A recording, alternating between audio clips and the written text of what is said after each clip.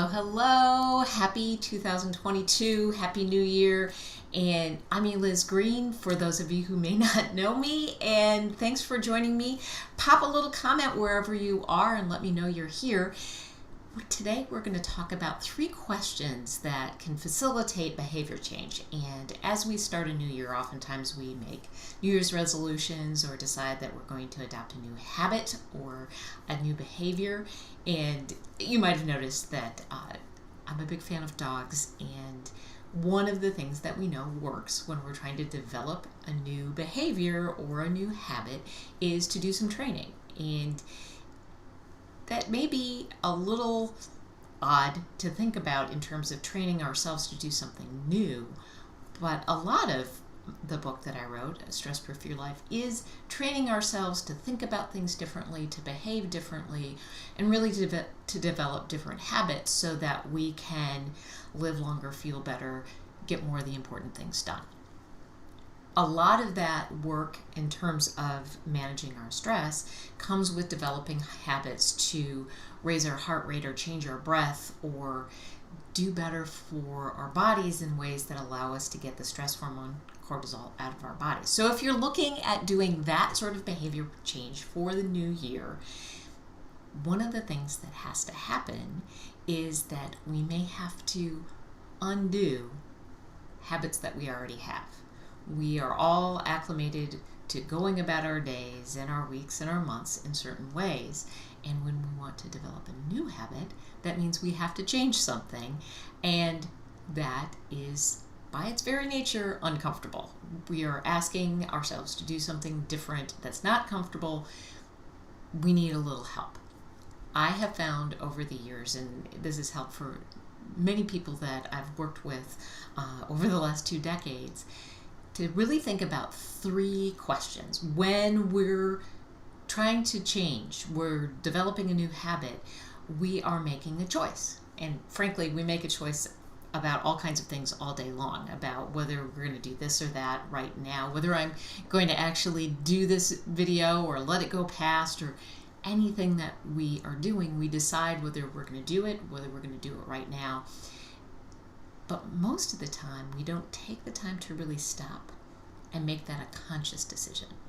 So the 3 questions really help us to pause for a moment and think about what we're choosing to do right in this moment.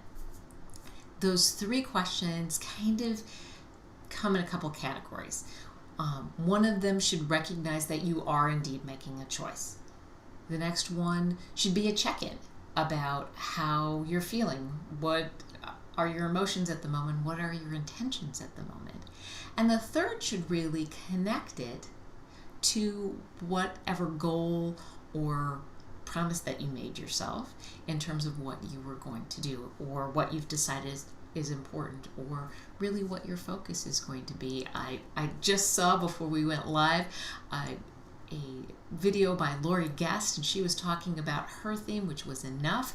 Mine is really about paring down for this year.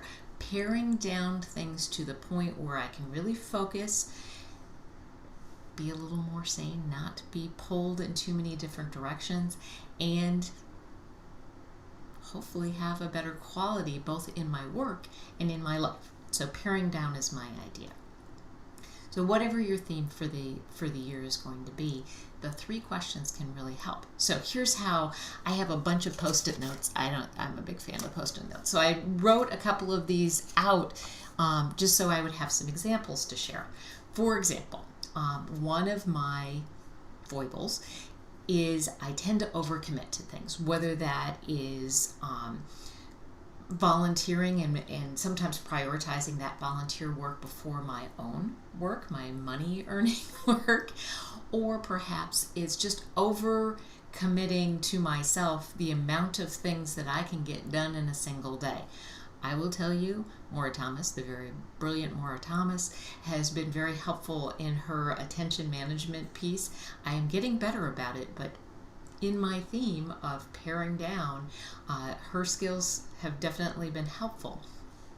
So, as an entrepreneur, as a solopreneur, I am in charge of myself. My boss gets distracted on a regular basis. So asking myself 3 questions as I'm deciding what I'm going to do next really is helpful to keep me on track and not let me get pulled off in a direction that is not in the money earning direction. I'm a professional speaker and an author. If I am not working towards marketing myself or returning calls or reaching out to potential clients, I'm not going to have that money coming in, which is a problem. So I have a choice between doing this thing that is hard in my business, like I'm going to reach out and do some email marketing or something that is not in my joy bucket, or I could do this volunteer thing that's kind of fun and I like it, but it is definitely not in the money earning bucket. First question is, am I choosing this thing over a money making thing? If the answer is that, I go on to the next one. I said, do I need a break from the money making things, or have I not done enough of that yet today? That's checking in with my intentions. And does this thing that I was going to go off and do feed my goal? Is it that paring down so I can focus? Is it feeding that goal? So asking myself those 3 questions before I go ahead and do something allows me to make a conscious choice. Sometimes I'm going to make the choice to go do the fun thing. It's all right.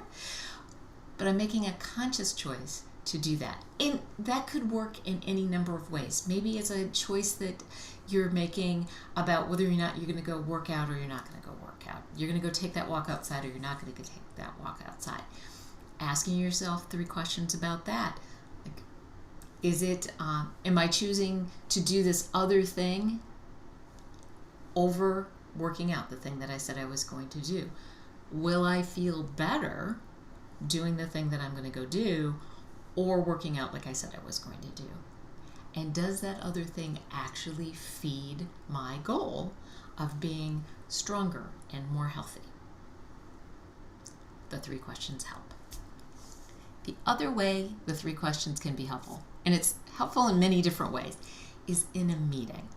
We have all been in meetings where you had the agenda, you knew what you were going to talk about, and then you're off on another topic, and it just happens.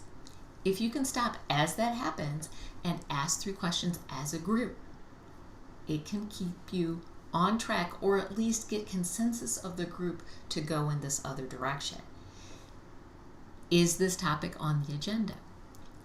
Is it something that's essential to the goal of this particular meeting?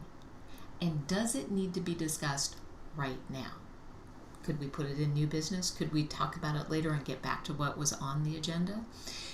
If the answer is yes, it needs to be talked about right now because we can't move on to the next thing, and it is part of what we were supposed to be doing, cool. But if not, let's put it in new business. Let's put it on the agenda for next month. Let's move off of that and back to where we had thought. So those are the 3 questions. That's how it works. You can go to elizgreene.com. There'll be a blog up shortly about this and with some other examples. I hope that's helpful as we move into 2022 and start hopefully some new habits, some new themes. I hope to see you again. I'm going to do these type of videos every Monday. I hope to see you back again. Until then, I wish you low stress and great success. Have a great rest of your day.